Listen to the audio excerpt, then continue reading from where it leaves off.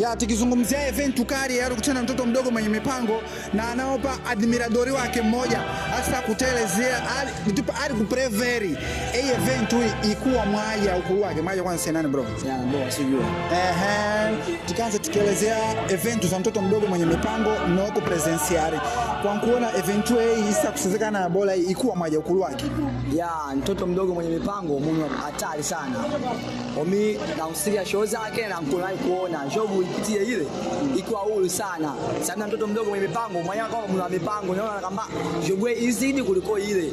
Maana yeye kadasuka pale nyele vini vingine vya kuzidi cha tena ile nyuma. Okay. Mkulu sana mimi nikubali nikuamini.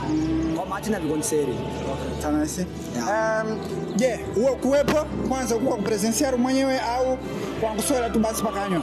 Ya kwa show ipitie mimi si wa ile maana nikiwa alisa kwa samama na nili na tibu ni arependele kwa operation ukamba ile pale jo kamba ile kwanza imika nitende nguvu ndio nikalinya la mbele na kama hapo bileti za kwanza wenye umsiri kuuza nozo. Okay.